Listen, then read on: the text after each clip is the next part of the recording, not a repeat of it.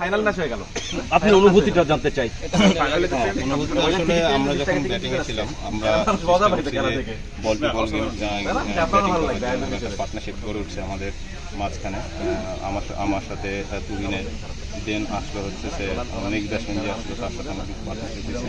তো চেষ্টা ছিল যে পার্টনারশিপ করে একটা বড় স্কোর করার পর আমরা ভালোভাবে ডিফেন্ড করতে পারবো। বাট অপোনেন্ট টিমের ব্যাটাররা খুব ভালো ব্যাটিং করেছে এবং ম্যাচটাকে এতদূর নিয়ে আসছে এবং আমরা খুব এনজয় করেছি ম্যাচটা।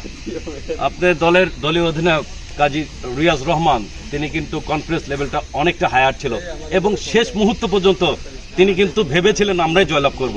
এক্ষেত্রে আপনি কি মূল্যায়ন করবেন? হ্যাঁ, রিয়াজ ভাই কন্টিনিউ বলছে ভাই আমরা ম্যাচটা যেন না ছাড়ি, ম্যাচ আমরাই জিতবো। প্রথম থেকেই তার একটা কনফিডেন্স ছিল যে ম্যাচটা আমরাই জিতবো। তো তার দুইটা ক্যাচেই আসলে গেমটা চেঞ্জ হয়ে গেছে এবং ওই ক্যাচগুলোতে খুব ক্রুশাল ছিল, দুইটা ওদের মেইন ব্যাটসম্যান ছিল। তো আলহামদুলিল্লাহ সবকিছু